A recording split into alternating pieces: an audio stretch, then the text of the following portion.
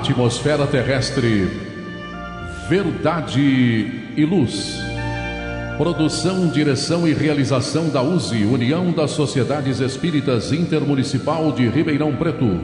Órgão da USE, Estado de São Paulo.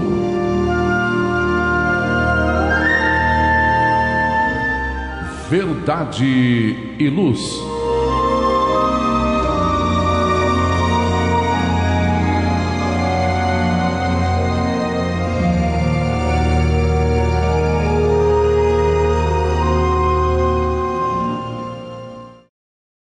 Este é o programa Verdade e Luz, de número 45 do ano de 2025.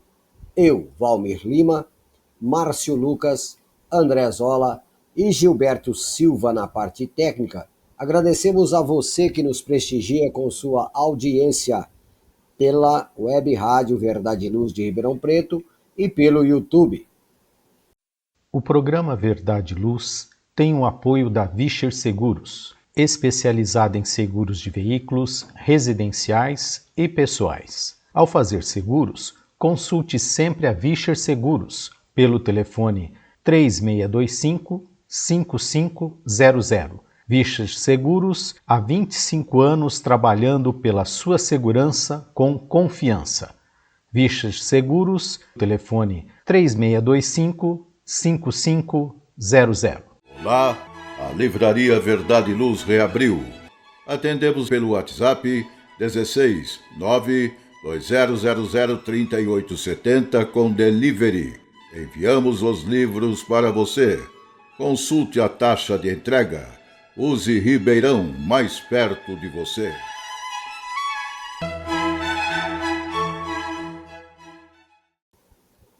O programa Verdade e Luz apresenta estudos da codificação espírita, além de esclarecimentos e mensagens do Evangelho de Jesus. Em todos os programas, apresentamos ainda comentários sobre temas atuais e reflexões para o embasamento da fé raciocinada. Em nosso editorial, abordando palavras de vida e paz, hoje trazemos o tema extraído do site Momento Espírita da Federação Espírita do Estado do Paraná. Em nosso estudo da codificação espírita, daremos continuidade aos comentários e reflexões sobre o Livro dos Espíritos, livro 3º que trata das leis morais, capítulo 7, a lei de sociedade, item 2º, vida de isolamento, questões 771 a 773. No momento evangélico, levamos a você a mensagem do Espírito Emmanuel, constante do livro Caminho, Verdade e Vida, psicografado por Francisco Cândido Xavier, com a lição 23, Viver pela Fé. No diálogo à luz do Espiritismo, utilizamos o livro de Valdo Franco Responde, volume 2. Estamos no capítulo Felicidade, item Dinheiro e Felicidade.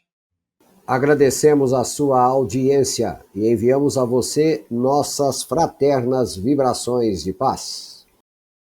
Verdade e Luz. No programa Verdade e Luz, o editorial A Opinião Espírita.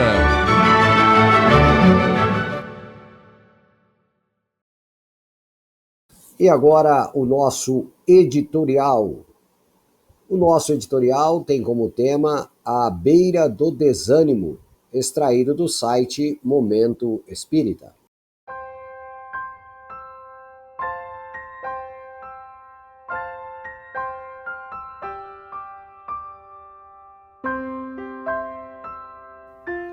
Há dias em que não queremos fazer nada. Acordamos um tanto para baixo, não sabemos a razão. Tivemos sonhos ruins, acordamos desorientados, não dormimos bem. Há dias que parecem parados no tempo, olhando-nos no espelho e não vemos nada, nada além de um rosto cansado, triste. São dias desafiadores, pois fazer as coisas sem vontade de fazê-las é verdadeira tortura.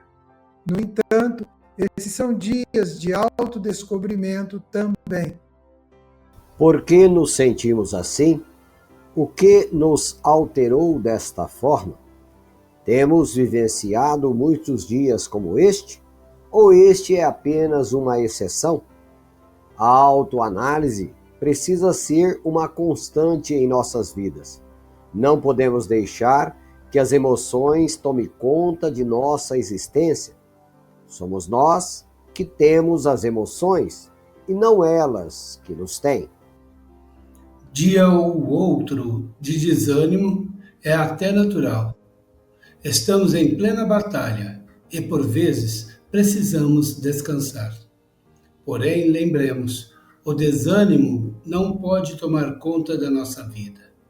Podemos senti-lo, acompanhá-lo de perto, cuidando como um bom médico que monitora seu paciente. Por mais dura que seja a reencarnação, é uma oportunidade singular, magnífica, conseguida após planejamento minucioso e cuidadoso por parte das leis maiores. Valorizá-la é lutar contra tudo aquilo que pode vir a sabotá-la e paralisá-la. Armamo-nos, em primeiro lugar, descobrindo-nos cada dia mais lúcidos e gratos por tudo. Os dias atuais nos colocarão diante de muitas beiras. À beira do desespero, à beira da cólera, à beira do desânimo e tudo o que com ele vem. Sábio é aquele que chega na beira, olha para o despenhadeiro, contempla o horizonte e pode dizer: eu fui o mais forte, sobrevivi mais um dia, cresci mais um dia. Logo estaremos de volta à pátria espiritual, todos nós, alguns antes, alguns mais tarde. Não sabemos ao certo o dia da partida. Que o desânimo não nos roube um dia sequer até a chegada da grande hora do retorno. Quando nos observamos à beira do desânimo, aceleramos o passo para frente, proibindo-nos parar. Oremos, pedindo a Deus mais luz para vencer as sombras. Façamos algo de bom, além do cansaço em que nos vejamos. Leiamos uma página edificante que nos auxilie o raciocínio na mudança construtiva de ideias. Tentemos contato de pessoas cuja conversação nos melhore o clima espiritual. Procuremos um ambiente no qual nos seja possível ouvir palavras e instruções que nos enobreçam os pensamentos. Prestemos um favor, especialmente aquele favor que estejamos adiando. Visitemos um enfermo, buscando reconforto naqueles que atravessam dificuldades maiores que as nossas. Atendamos às tarefas imediatas que esperam por nós, que nos impeçam qualquer demora nas nuvens do desalento. Guardemos a convicção de que todos estamos caminhando para adiante, através de problemas e lutas, na aquisição de experiência. Também de que a vida concorda com as pausas de refazimento de nossas forças, mas não se acomoda com a inércia em momento algum. Verdade e Luz.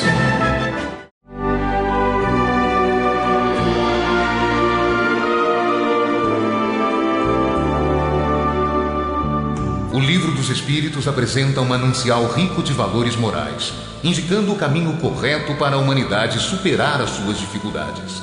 Marco inicial e pedra fundamental do Espiritismo, o Livro dos Espíritos contém os princípios básicos da doutrina espírita.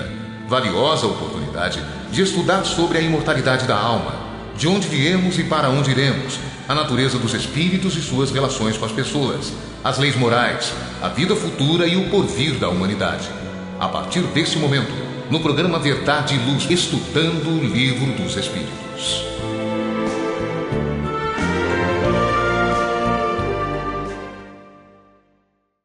Amigos ouvintes e telespectadores, dando prosseguimento então aos nossos estudos, ao nosso programa, nós estamos estudando o Livro dos Espíritos, nós estamos no programa de número 45. Hoje continuaremos no livro 3º, que trata das leis morais, capítulo 7º, Lei de Sociedade. O item é o 2º, Vida de Isolamento, Voto de Silêncio. E hoje estaremos estudando as questões 771 até a questão 773. A questão 771, Kardec questiona a espiritualidade da seguinte forma: que pensar dos que fogem do mundo para se devotarem ao amparo dos infelizes? Márcio. Resposta dos espíritos. Esses se elevam ao se rebaixarem. Têm o duplo mérito de se colocarem acima dos prazeres materiais e de fazerem o bem pelo cumprimento da lei do trabalho. Como o livro é uma sequência, é bem didático, nós vimos então que na questão 767, estudada já em programas anteriores, falando sobre insulamento, os espíritos nos disseram que, abrindo aspas para eles, todos devem concorrer para o progresso, auxiliando-se mutuamente. Nós vimos lá. Então ele está falando sobre insulamento. E aqui novamente. E quando aqui Kardec coloca os que fogem do mundo, na pergunta, ele nos traz mais uma variante desse isolamento. E nos esclarece com essa colocação, nos esclarece um pouco mais sobre o cumprir a lei do trabalho, que nada mais é que ser útil. Então, analisando essa questão e toda que a lei de sociedade, pelo menos na ótica que a gente entende da doutrina espírita, vemos que aqui ele faz a pergunta sobre o rebaixamento, que culturalmente a sociedade vê dessa forma como rebaixamento, essa dedicação ao próximo. Então, olhando então para a história da humanidade, para fugir desse rebaixamento, podemos fugir do mundo ou nos isolarmos da sociedade a qual vivemos, que seria esse mundo. Para quê? Para buscarmos conquistas materiais, não nos deixarmos ser vistos como rebaixados aos olhos do mundo material, buscando mais conquistas materiais ou, como se diz, a elevação social, como fomos e somos culturalmente educados e habituados, nessa variante que o mundo material também tem do isolamento. Mas aqui especificamente Kardec faz a pergunta com o intuito de entender se quem foge do mundo se isola dele, se isola do mundo, quem foge do mundo, se este se desprende do apego à matéria, dessa forma por caridade ou por amor ao próximo, independente, mas como diz Kardec, para amparar os infelizes, se este realmente se eleva espiritualmente. Ele traz, quando ele coloca ali o fugir do mundo material, ele traz como uma nova visão aqui, para essa fuga, como uma busca para dessa plenitude do mundo espiritual, e não essa elevação de status que o mundo material nos coloca, que coloca essa forma de elevação, como a caridade, como um rebaixamento.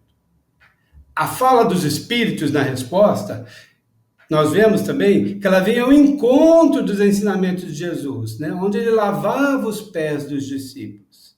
Aqui eu comparo porque ele pedia para que nos amemos uns aos outros, e dizia que o servo não é superior ao Senhor naquela passagem, que é muito interessante a gente analisar isso.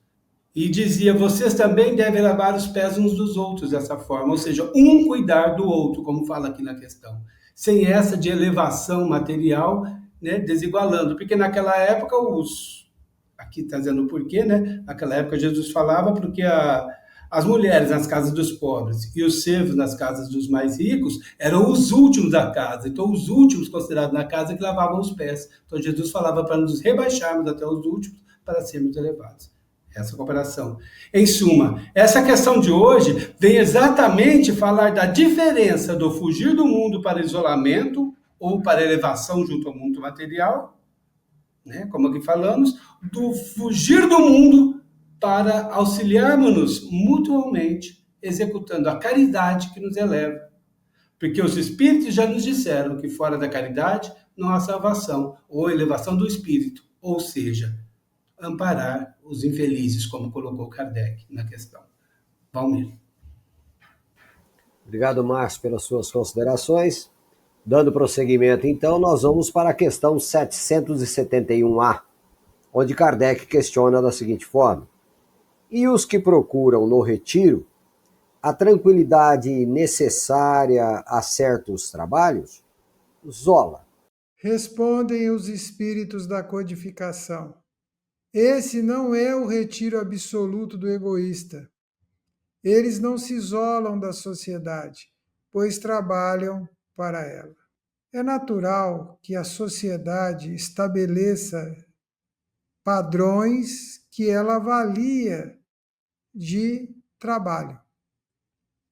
A imensa massa humana encarnada trabalha regularmente todos os dias e são vistos pelas pessoas. Então, quando ela não percebe, ela não vê, ela não acompanha, ela não sabe o que está acontecendo, aparentemente, dá-se a impressão que aquele retiro é algo sem fundamento, sem princípio. No entanto, o escritor que se retira para escrever o livro, o cientista que se retira para pesquisar, o filósofo que se afasta para pensar, aqueles que precisam de tranquilidade para desenvolver os seus trabalhos, o oceanógrafo que fica longos tempos retirados no mar fazendo pesquisas, os naturalistas e aqueles que cuidam da natureza, trabalham pesquisando, dá-se a impressão que eles se retiraram do contexto para uma tranquilidade aparente. No entanto, eles estão desenvolvendo um trabalho, produzindo conteúdos, elaborando sua colaboração. Então, que nós tenhamos o cuidado de não precipitar em julgamentos imaturos e não parametrizarmos aquilo que é trabalho pelos padrões e por aquilo que a maioria oferece. Como diz, eles não se isolam da sociedade, eles estão trabalhando por ela. E o trabalho para a sociedade, ele ocorre em várias frentes, em várias vertentes, de várias maneiras. Foi assim que muitas vacinas chegaram até nós e salvam vidas todos os dias. Obrigado, Zola, pelas suas considerações. Vamos então dar uma breve pausa para as inserções da nossa web rádio Verdade e Luz e já retornaremos. Verdade e Luz. Olá, a Livraria Verdade e Luz reabriu. Atendemos pelo WhatsApp 16 920003870 com delivery. Enviamos os livros para você. Consulte a taxa de entrega. Use Ribeirão, mais perto de você.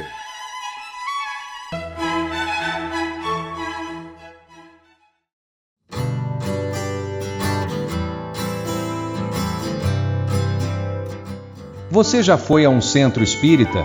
O centro espírita é uma escola onde podemos aprender e ensinar, espalhar o bem e exercitar a solidariedade.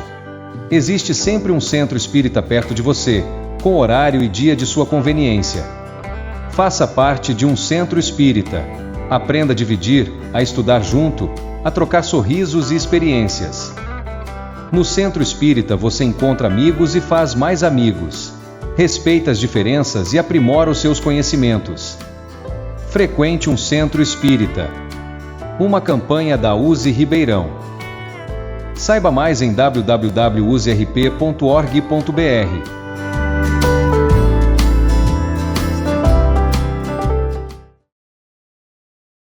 Verdade e Luz. Retornando agora para dar continuidade aos nossos estudos do Livro dos Espíritos, ainda estamos no capítulo 8º, que trata da Lei de Sociedade. E a questão agora é a 772, onde Kardec pergunta da seguinte forma: que pensar do voto de silêncio prescrito por algumas seitas desde a mais alta antiguidade? Márcio. Os espíritos responderam: perguntai antes se a palavra é natural e por que Deus a deu. Deus condena abuso e não o uso das faculdades por ele concedidas. Não obstante, o silêncio é útil porque no silêncio te recolhes, teu espírito te torna mais livre e pode então entrar em comunhão conosco. Mas o voto de silêncio é uma tolice. Sem dúvida, os que consideram essas privações voluntárias como atos de virtude têm boa intenção, mas se enganam por não compreenderem suficientemente as verdadeiras leis de Deus. E Kardec nos deixa um comentário sobre essa questão e nos diz: o voto de silêncio absoluto, da mesma maneira que o voto de isolamento, priva o homem das relações sociais que lhe podem fornecer as ocasiões de fazer o bem e de cumprir a lei do progresso. Palavras de Kardec. Bom, analisando essa questão, né? Quando eu estava analisando essa questão, ela me remeteu a uma epístola de Tiago, quando ele dizia: de uma mesma boca procede bênção e maldição. Meus irmãos, não convém que isso se faça assim, né? Que me lembrou, casou bem com a palavra aqui, né?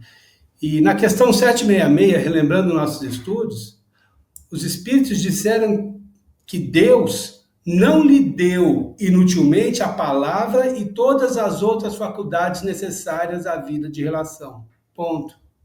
Então, buscando essa observação, por quê? Que pensando assim, portanto, em cima disso, nem fazer voto de silêncio, nem falar tudo o que quer, hoje em dia chamado de liberdade de expressão, é o ideal. Tudo o que fazemos, como disseram os espíritos de Kardec, são para fazer o bem e para o cumprimento das leis do trabalho e progresso. Nesse sentido, quando nossa fala não for construtiva, este será o único momento que devemos ficar em silêncio.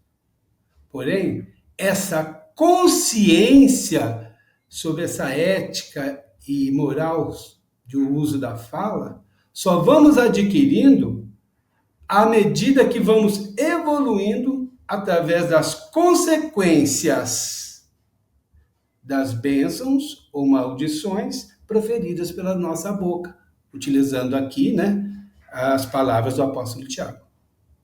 Adquirindo essa consciência, vamos entendendo que o silêncio serve para a solidão, como nos disse Platão. Para esse espírito da codificação, a solidão é o encontro que marcamos com a nossa alma, com a nossa essência divina. A partir do qual, desse encontro, começamos a nos enxergar com maior profundidade e, consequentemente, a enxergar as pessoas na mesma proporção. Assim, através das relações, vou cumprindo com a lei do trabalho e com a lei do progresso. Valmir. Muito bem, Márcio, obrigado pelas suas considerações. Vamos agora mudar um pouquinho o tema, que vamos ainda dentro da Lei de Sociedade, que é o capítulo 8, do Livro dos Espíritos. Nós temos também o item 3, que trata dos laços de família. Kardec questiona da seguinte forma: por que entre os animais, pais e filhos deixam de se reconhecer quando os últimos não precisam mais de cuidados? Zola. E os espíritos da codificação respondem: os animais vivem a vida material e não a moral. A ternura da mãe pelos filhos tem por princípio o instinto de conservação aplicado aos seres que deu à luz. Quando esses seres podem cuidar de si mesmos, sua tarefa está cumprida e a natureza nada mais lhe exige. É por isso que ela os abandona para se ocupar de outros que chegam. É muito interessante cada um de nós separarmos os estágios de evolução em que estamos. Ao homem, ao espírito que está no estágio da razão, que ele tem a emoção e que ele pensa, o cuidado para com os filhos transcende ao limite do instinto. Ele vai além.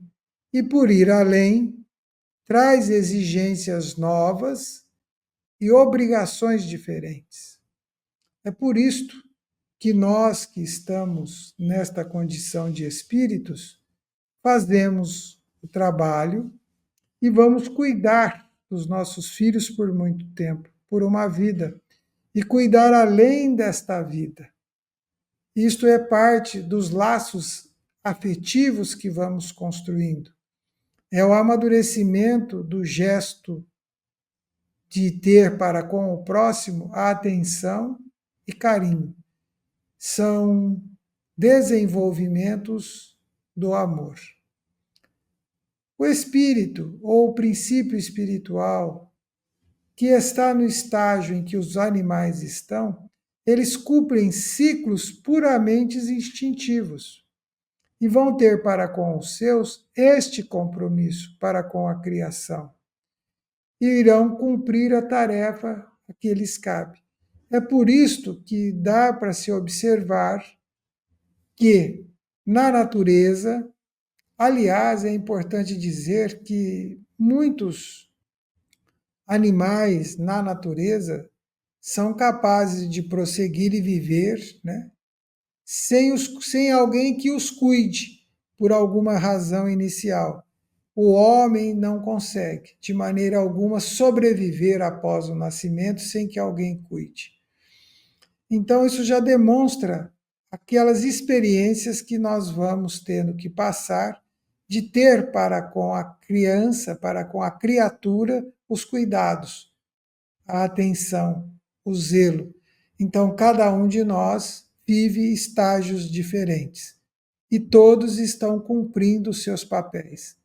O que é triste, eu diria que dramático, é quando o espírito no estágio de razão, de sentimento, se comporta como um animal. Representa dizer que ele ainda precisa descobrir, precisa encontrar e precisa se reencontrar com o estágio em que está, que é o estágio do amadurecimento da razão, do pensamento, da emoção e a construção de uma moral que irá lhe fortalecer nas atitudes de amor. Valmir. Obrigado, Zola, pelas suas observações. Verdade e Luz.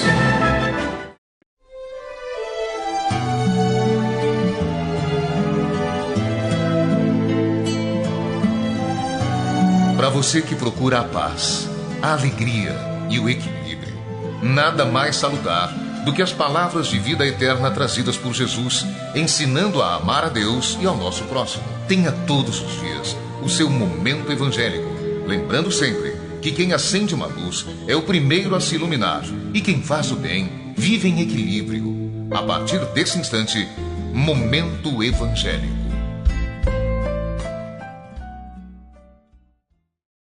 E agora vamos para o nosso Momento Evangélico, no nosso quadro Momento Evangélico do programa de número 45, do ano de 2025. Nós hoje estudaremos a lição de número 23 do nosso livro Caminho, Verdade e Vida, que tem como título Viver pela Fé. E assim nós temos um registro de Paulo aos Romanos, capítulo 1, versículo 17, onde ele assevera da seguinte forma: mas o justo viverá pela fé.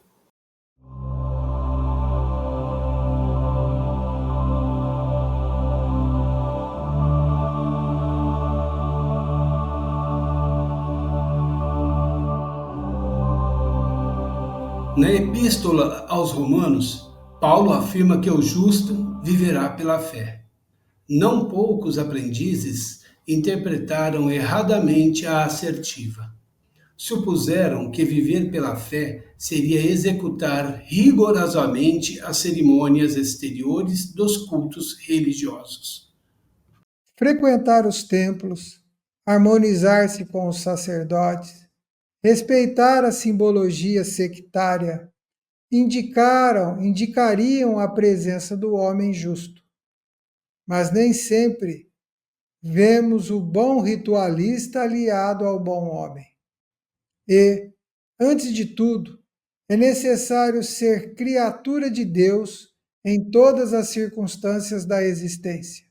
Paulo de Tarso queria dizer que o justo será sempre fiel, viverá de modo invariável na verdadeira fidelidade ao Pai que está nos céus. Os dias são ridentes e tranquilos?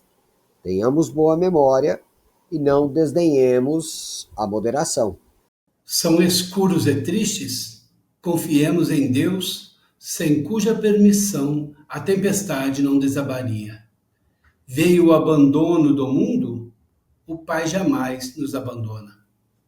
Chegaram as enfermidades, os desenganos, a ingratidão e a morte?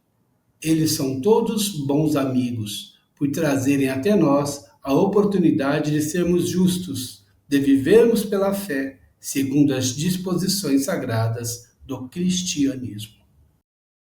Amigo ouvinte, amigo Zola, amigo Márcio, a observação de Emmanuel aqui é de grande importância para as nossas reflexões. Ainda temos, por efeito da pouca observação, do pouco critério que estabelecemos às vezes na análise das coisas, imaginamos que fé, ela é sinônimo apenas de esposar uma crença e cumprir a ritualística que essa crença preconiza. Aqui, a fé ultrapassa, os templos para se constituir de um verdadeiro templo na alma do crente. Não é mesmo, Márcio? É exatamente isso, né? E é o que preconizou Jesus, né? E aqui olhando para o nosso umbigo, né? Que estamos falando de doutrina espírita, mas falando dos espíritas, às vezes temos que tomar muito cuidado, porque às vezes também seguimos, por virmos dessa cultura, né? Que você acabou citando, muitas vezes vemos dentro do movimento espírita também esse perigo, né, de seguir cultos, transformando o espiritismo em uma cultura religiosa e não como nos trouxe a doutrina dos espíritos, né, trazendo a ciência, a filosofia e a religião, que é a moral que consola. Se estudarmos em cima disso, que é o tripé da doutrina, conseguiremos sair dessa concepção secularmente passada por nós, que fé é crença em dogmas, né? E nessa linha de raciocínio, como você falou, vale-nos pensar que aqui Emmanuel e Paulo, anteriormente, que é a fala evangélica que Emmanuel nos traz, como em todas as suas obras, né, que traz sempre uma fala evangélica, nos faz estudar, por consequência, o Novo Testamento, através de suas obras. Ele nos trouxe aqui que Paulo, né, nos disse sobre ser justo, né, e viver na fé. Então, nessa linha de raciocínio, para ir destruindo exatamente esse conceito que você colocou, que é nosso secularmente da humanidade, ser justo é viver e viver viver na fé e viver alinhado à justiça divina, ou seja, viver regrado pelas leis de Deus. É outro tipo de concepção, e não regrado aos cultos, né? Aos dogmas religiosos. Então, assim dizemos, porque a origem da palavra fé é fidelidade. Então, por essa análise, dizemos que somente Jesus é justo, não é verdade? Ele se colocava dessa forma e nos deu o caminho para isso. Se ele é justo, nos vale nos questionarmos, em cima do que você colocou, Valmir, muito bem, né? Nos vale questionarmos se estamos o seguindo como guia e modelo para sermos como ele, para sermos justos e vivermos de forma fiel a Deus. Como essencial para essa fidelidade, Jesus nos orientou que Deus é amor e o Criador de tudo. E lembremos o que nos fala Emmanuel no texto, que foi aqui até lido pelo Zola. E antes de tudo, é necessário ser criatura de Deus em todas as circunstâncias da existência, ou seja, não só na adoração aos dogmas.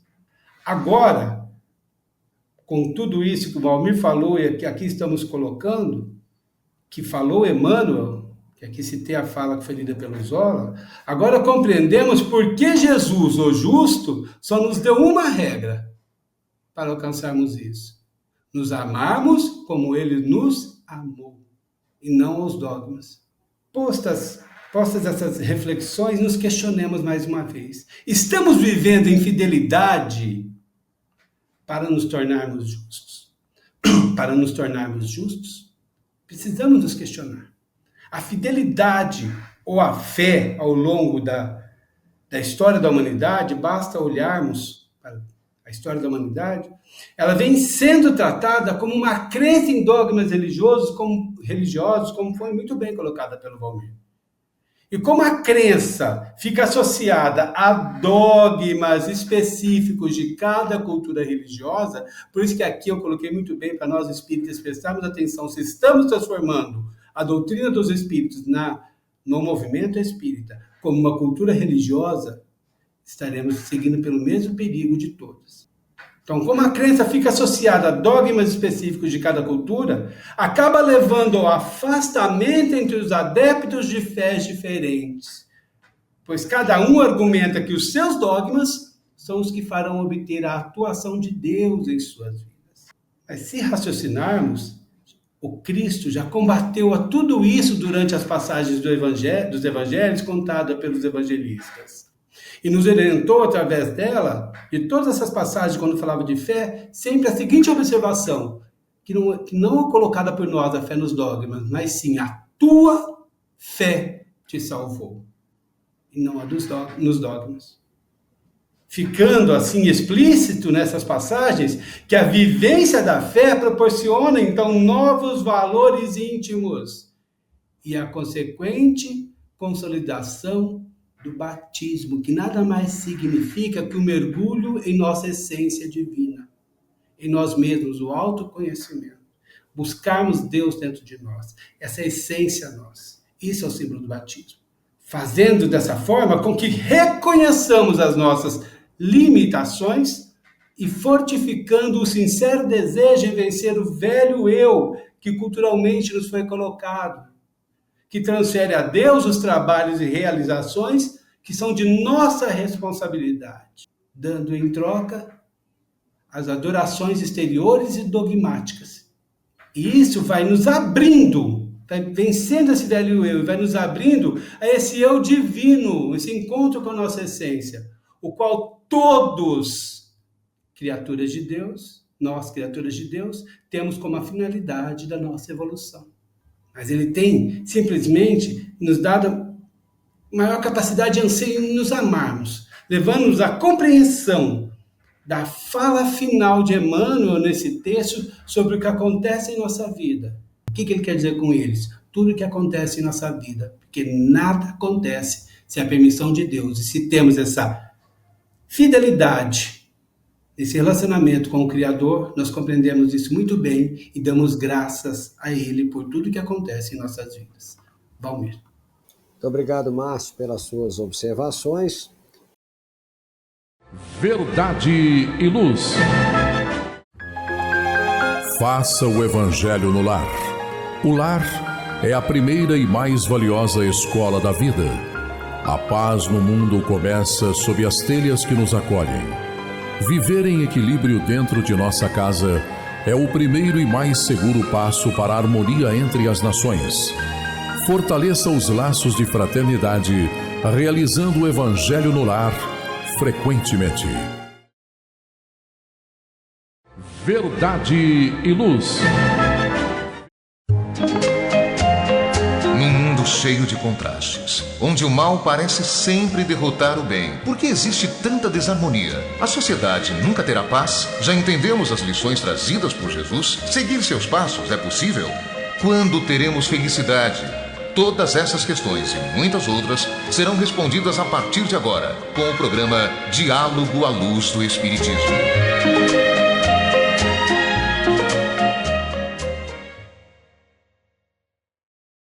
Dando então prosseguimento aos nossos estudos, vamos agora para o nosso quadro Diálogo à Luz do Espiritismo do nosso programa de número 45.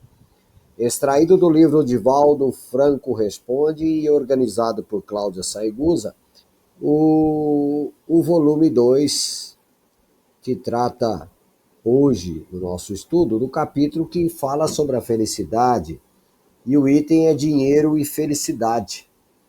E o questionamento endereçado a Divaldo Pereira Franco é o seguinte: existe um ditado popular que diz: o dinheiro não traz a felicidade, manda buscá-la. O que pensar desse ditado popular? E Divaldo começa a sua resposta. Mandar buscar a solução de alguns problemas não significa conquistar a felicidade. Não há dinheiro que possa trazer de volta um ser querido que desencarnou e que leva o indivíduo à saudade, à angústia, ao desespero e à desvalorização da vida. Somente uma visão interior sobre imortalidade da alma é que propicia o equilíbrio e a felicidade do indivíduo. O dinheiro também não compra o amor, nem vai buscá-lo. Busca alguém que se vende para poder proporcionar prazeres enganosos frustrantes, que deixam o indivíduo num estado de letargia e até mesmo de desencanto. A felicidade vinda do dinheiro ajuda a fruir o prazer, a desfrutar do gozo, a vivenciar o imediatismo e a valorizar coisas externas, deixando sempre um vazio existencial. Amigo ouvinte, amigo Zola, amigo Márcio, ainda dadas as nossas condições humanas, né, onde muitos de nós não conseguimos projetar nossa compreensão da nossa imortalidade, da nossa essência, e tendo como divisa somente a sensação, esquecendo do ser em detrimento do ter, muitos ainda têm o Deus dinheiro como o guia, o mestre, o condutor das suas emoções e dos seus interesses. Amigo Zola, até quando vamos adorar esse bezerro de ouro? Parafraseando os tempos antigos mosaicos.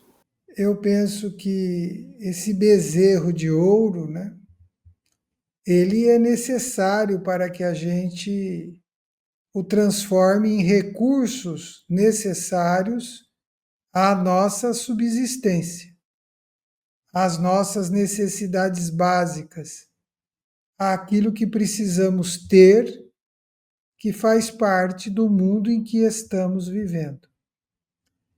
Dois pensamentos me chamam muito a atenção. O primeiro pensamento que eu vou citar está no livro Compromissos Iluminativos, de autoria de Bezerra de Menezes, onde ele vai escrever: o dinheiro não é luz, mas sustenta a lâmpada. E um outro pensamento e uma outra citação está num poema de Victor Hugo, em que ele vai dizer: é necessário que a gente tenha o dinheiro, mas coloque ele na sua frente para que possa definir quem tem a quem. Então, a partir destas reflexões, o dinheiro pode trazer, sim, recursos, oportunidades, situações de conforto momentânea e necessárias muitas vezes, e que são demandas razoáveis e justas. O que acontece é quando toda uma existência se fica presa ao ter, como você bem colocou, ao possuir, a ficar apegado a estas necessidades passageiras. A partir daí, você passa a ser o escravo do dinheiro. E não é mais você que o tem, é ele que o tem. E quando o bem material nos tem, representa dizer que a nossa felicidade acabou. Valmir? Muito bem, Zola, obrigado pelas suas considerações, pelas suas observações. Sempre adverte a espiritualidade, né?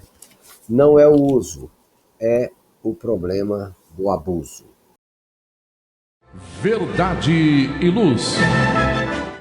Amigos ouvintes e telespectadores, nós estamos chegando ao final do nosso programa Verdade e Luz. Vamos agradecer aos nossos patrocinadores.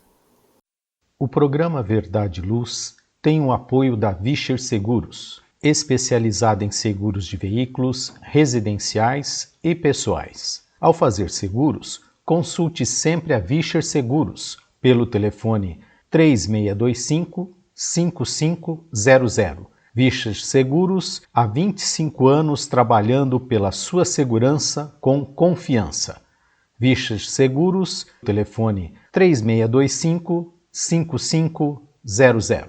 Olá, a Livraria Verdade e Luz reabriu. Atendemos pelo WhatsApp 16 920003870 com delivery. Enviamos os livros para você. Consulte a taxa de entrega.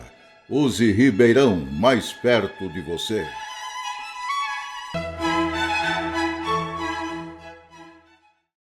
Convidamos agora os amigos presentes para suas considerações finais. Márcio.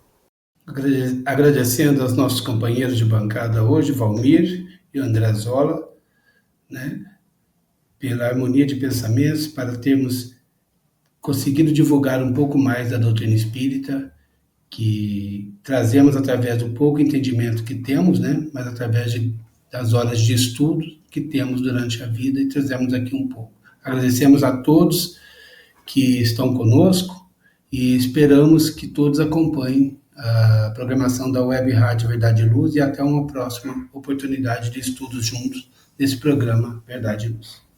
Muito obrigado, Márcio. Companheiro André Zola, suas considerações finais. Desejamos a todos nossos votos de paz, serenidade, harmonia e bem-estar. E agradecemos pela sua atenção para com o programa Verdade e Luz. E aproveitando a oportunidade, eu convido a todos para que ouçam toda a programação da Web Rádio Verdade e Luz e que também divulgue para seus amigos. Quem quiser ouvir os programas anteriores é só acessar nosso podcast www.webradioverdadeiluz.org.br. Que Deus nos abençoe a todos e até o próximo programa Verdade e Luz, aqui pela nossa web Rádio Verdade e Luz de Ribeirão Preto e também pelo YouTube.